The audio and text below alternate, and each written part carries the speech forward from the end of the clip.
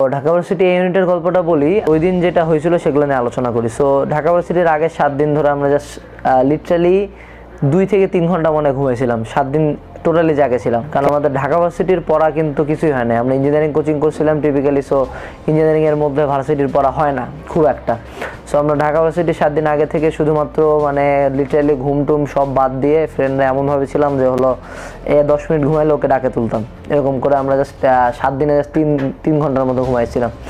So ওভাবে করে Dhaka varsity যা যা পড়ে গেছিলাম।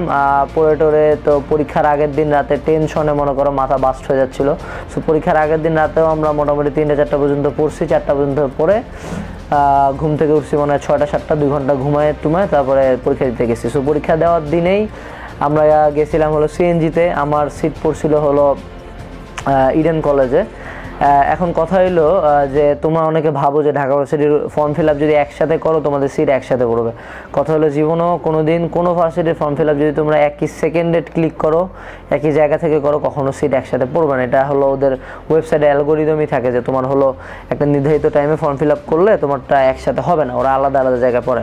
আর একটা কথা হলো ঢাকা ভার্সিটির ফর্ম ফিল আপটা আগে করা উচিত। কারণ কি, আমি দেখছিলাম যারা আমরা আগে করছিলাম তার অ্যাটলিস্ট ওই ঢাকা ভার্সিটি আজিমপুর বা ওই বিশ্ববিদ্যালয় এরিয়াটা, বুয়েট মেডিকেল ওই এরিয়াটার মধ্যে সিট পড়ছিল।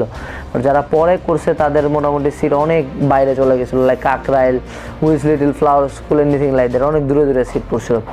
সো ওই দিন পরীক্ষা দিতে গেলাম। পরীক্ষা দিতে যায় হলো ভিড়, মানে এত মানুষজন, যা দিকে হাজার হাজার মানুষজন সবাই পড়তেছে। তারপরে আমি হলো পরীক্ষা দিতে অনেক আগেই বের হয়েছিলাম, কারণ হলো সবসময় ভর্তি পরীক্ষা দিতে গেলে অ্যাটলিস্ট 3 ঘন্টা না, অ্যাটলিস্ট 2 ঘন্টা হাতে রাখে বের হওয়া। কারণ বলা যায় না কখন ঢাকার কোন জায়গায় জ্যাম পড়ার, একটু লেট করে গেলে তোমার লাইফের অনেক বড় একটা চেঞ্জ চলে আসবে। লাইক আমার একটা ফ্রেন্ড অনেক দেরি করে গেছিলো, সে মোটামুটি 5 মিনিট জাস্ট লেট করে গেছে, একদম হাফায় টাফায় একাকার, ওই টেনশনে তোমার পরীক্ষাটা খারাপ হবে।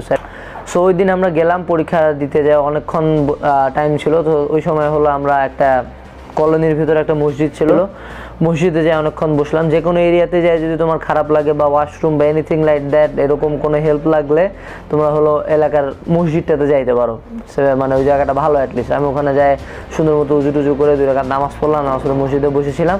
এখন কথা হলো আমি কিন্তু কোনো বই খাতা কিছুই নিয়ে যাই না, এবং এটা আমি কখনো সাজেস্ট করি না। কারণ পরীক্ষার আগে বই পড়লে লিটারালি এটা তোমার শুধু ক্ষতি করে। তুমি দেখবা হলো সেন্টারের বাইরে দ্বারা অনেকে পড়ে, এটা কখনো ভালো কোনো নিয়ম না। কারণ তোমার মাথা পরীক্ষার মোটামুটি অনেক আগে থেকে, একদিন আগে থেকে সকল ইনফো রিসিভ করা বন্ধ করে দিচ্ছে। ও বলছে যে আমি ভাই আর নিতে পারবো না, এমনি তো টেনশনে আসো। সো তুমি যা পড়বা এটা জাস্ট তোমার আগের ইনফোগুলোকে বের করে দাও, এটা আমার মনে হয় অ্যাটলিস্ট পার্সোনাল ওপিনিয়ন। সো আগে কিছু পড়বা না। আমি জাস্ট সুন্দর মতো বসে দোয়া পড়তেছিলাম, 2জন ফ্রেন্ড ছিল, ফ্রেন্ডরা বসে গল্প করলাম। এরপরে তো পরীক্ষা দিতে গেলাম। পরীক্ষা দিতে যায় খুব ভালো মতোই কোশ্চেন দেখলাম। এখন কথা হলো কোশ্চেনটা দেখে আমার মনটা খারাপ হয়ে গেছিলো, কারণ আমাদের বেলা ঢাকা ভার্সিটির কোশ্চেনটা মনে হয় স্মরণকালের ইতিহাসে সবচেয়ে কঠিন কোশ্চেন ছিল। সো দাগাইলাম, দাগায় দেখি যে আমার প্ল্যান ছিল প্রথমে বায়োলজি দাগাবো, দেন কেমিস্ট্রি, দেন ফিজিক্স।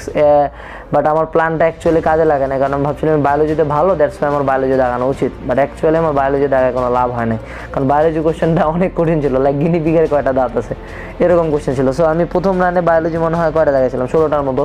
তবু আমি একটু ডিসাইডেড ছিলাম এইভাবে। তারপরে আমি দ্রুত দাগায় যাচ্ছি, দাগায় দেখি যে ফিজিক্স কোশ্চেন আরও হার্ড লাগে। বাট দুঃখজনক কথা হলো ম্যাথ কোশ্চেনটা কিন্তু সোজা ছিল। আমি ম্যাথে পাইছিলাম 27, 29টা দাগায়। সো ম্যাথ কোশ্চেনটা যদি আমি আরেকটু টাইম নিয়ে ভালো মতো দাগাইতাম মনে হয় 30-30 পাইতাম। বাট আমার দুঃখজনক ব্যাপার, আমি সবার লাস্টে এসে ম্যাথ দাগাইছি, দ্যাটস ওয়াই আমি আসলে নিজের বেস্টটা দিতে পারিনি, এই আর কি। তারপরে পরীক্ষা দিয়ে এতই টাইম শর্টেজ ছিল যে আমি হলো খুব ভালো মতো গুনতেও পারি নাই কয়টা দাগাইছি। তারপরে হলো আমার সামনের জনকে জিজ্ঞেস করলাম, কেউ কিছু বলে না। ইভেন আমার তো চোখে প্রবলেম, আমি ঘড়িও দেখতে পাইনি খুব ভালো মতো। তারপরে হলো আমি যখন একটা এমসিকিউ দাগাচ্ছি তখন সামনের জনের খাতা নিল, তারপরে আমার খাতাটা নিয়ে নিছে। সো আমি গোটা পরীক্ষা খুব ভালো মতো শেষ করতে পারি নাই। তো এই যখন পরীক্ষার অবস্থা, আমি কিন্তু খাতাটা শেষে চেক করতে পারলাম না। এখন এখান থেকে একটা শিক্ষণীয় ব্যাপার হলো অ্যাটলিস্ট খাতাটা একবার চেক করবা লাস্টে, তাহলে অ্যাটলিস্ট নিজের একটা স্যাটিসফ্যাকশন থাকে কি যে আমি রোলগুলো ঠিকমতো পূরণ করছি, আমি সেট কোড ঠিকমতো পূরণ করছি, আমি হলো এমসিকিউগুলোতে ভুল করিনি কোনো, এরকম অনেকগুলো ব্যাপার থাকে, নিজের একটা স্যাটিসফ্যাকশন থাকে। সো আমি যেহেতু এটা করতে পারি না, আমি কিন্তু খুব ডিসাইডেড ছিলাম। সো আমি ঢাকা ভার্সিটিতে 25তম, কিন্তু আমার বের হয়ে এতই খারাপ লাগছে, যে এত খারাপ লাগতেছিল যে কোশ্চেন এত খারাপ হয়েছে, আমার মনে হচ্ছিল আমি চান্স পাবো না। তখন আমার একটা ফ্রেন্ডকে আমি জড়ায় ধরে কান্না শুরু করছি, লিটারালি কাঁদছি যে আল্লাহ আমার কি হবে, আমি এত খারাপ পরীক্ষা দিলাম, বাইরে মুখ দেখাবো কেমনে, হ্যান ত্যান ত্যান, এরকম অনেক কাহিনী।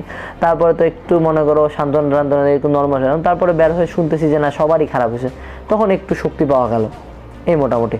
সো বের হয়ে ইডেন কলেজের সামনে থেকে বের হচ্ছি। এখন বের হয়ে একটা বর্ণনা দেই, মিনিমাম মনে হয় গেটটার সামনে 1 থেকে 1,500 বাপ মা দাঁড়ায় আছে।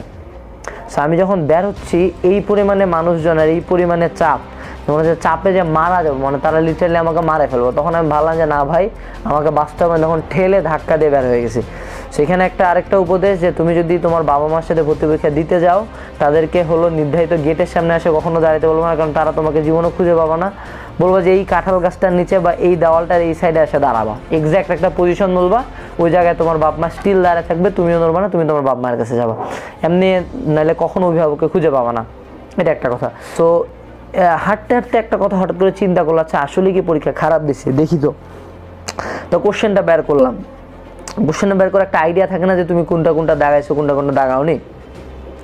সো ওই আইডিয়া থেকে দেখতেছিলাম, দেখতে দেখতে দেখলাম যে আমি মোটামুটি গুনে গুনে দাগাইছি কয়টা, 111টা। অনেক হিসাব করলাম যে আসলে এইটা প্রশ্ন দাগাইছি কিনা, এটা দাগাইছি কিনা, এরকম চিন্তা করে করে বের করলাম। পরে দাগাইছি আমি 111টা। এখন ওই সময় নিজেকে আমি প্রশ্ন করলাম, আচ্ছা আমি 111টা দাগাইছি, ঠিক আছে, কিন্তু কয়টা আমি ভুল দাগাইতে পারি? ধরে নিলাম সর্বোচ্চ কয়টা, 25টা, ধরো রাউন্ড ফিগার ধরে নিলাম 24টা ভুল লাগাইছি। সো 111টা থেকে 24 বাদ দিলে মোটামুটি কত আসে, 77 সম্ভবত। আমার ক্যালকুলেশন এখন ক্যালকুলেটার হাতে নেই, 77 আসতেছে। আর 24টা ভুল লাগানোর জন্য হলো 6 মার্ক আমি মাইনাস খাবো। সো 77 থেকে 6 দিলে 71। এখন আমি চিন্তা করলাম এই কঠিন কোশ্চেনে তো অ্যাটলিস্ট 71-এর চান্স হয়। সেরকম একটা অ্যাকুরেসি রেটের ব্যাপার ছিল যে আমি তো জীবনে 24টা ভুল লাগাবো না, তারপর যদি সবচেয়ে খারাপ হয়ে যদি আমি 24টাও ভুল লাগাই, তাও আমার মোটামুটি একটা সেফ জোনে আমি থাকি, অ্যাটলিস্ট চান্স হয়। তখন আমার একটু মানে মোটামুটি ভালো লাগলো। তারপরে তো আমি আসলাম, বাসায় এসে দেখি আমার বাসার যে 4 ফ্রেন্ড ছিল ওদেরও সেম অবস্থা। তারপর আমরা সবাই বসে কোশ্চেনটা মিলাইলাম, উদ্ভাস থেকে সলভ দিল, মিলাই টিলাই এবার দেখি যে আমার 111টার মধ্যে মোটামুটি 102 না 3টা হয়েছে। আমি তো খুব খুশি হয়ে গেলাম। যাক, তখন অ্যাটলিস্ট বাড়ির লোকজন খেপে গেল যে শালা হারামজাদা, তুই বললি খারাপ দিছিস, তুই এত ভালো দিয়ে আসছিস। সো তবুও আমি মোটামুটি শিওর ছিলাম যে আমার একটা চান্স হবে, বাট একটু ভয় ছিল যে হলো আদৌ রোল টোল ভুল লেখছি কিনা, রেজাল্ট আসবে কিনা, এরকম অনেক ব্যাপার ছিল। তো সো শেষ পর্যন্ত 7-10 দিন পরে রেজাল্টটা দিল। এখন আমি হিসাব করছিলাম আমার আসতেছিল 103 না 4, 103-4, মানে তো তুমি টপ 10-এ ঢুকে গেছো ঢাকা ভার্সিটি। আমি এরকম আশা করে বসে আছি যে আমার ঢাকা ভার্সিটি টপ 10-এ 1 ডিজিটের সিরিয়াল হবে। বাট পরে দেখি যে আমার নাম্বার আসছে 94, আমি হয়েছি 25তম। সো এত ভালো রেজাল্ট করে আমার একটু খারাপ লাগছিল, কারণ কি কথা হলো এক্সপেকটেশন অনেক বেশি ছিল। আর একটা কথা হলো যে ভাই তুমি 104টা যে সঠিক দাগাইলে, তোমার কেন 94 আসলো? কথা হলো আমরা নর্মালি উদ্ভাসের যে সলভ দেখি বা আমাদের যে সলভ, সেটার সাথে যে ভার্সিটির সলভ 100% মিলবে তা কিন্তু না, এটা মাথায় রাখিও। যে তুমি যদি উদ্ভাসের সলভ বা তোমার নিজের সলভে যদি তোমার 120টার মধ্যে 110টা হয়, তুমি শিওর থাকো তোমার নাম্বার 95 প্লাস মাইনাস, তার মানে অ্যাটলিস্ট 5টা এই পাশে পাশ হবে, ভার্সিটির সলভের সাথে তোমার সলভ মিলবে না। সো এই ব্যাপারটাও মাথায় রাখিও।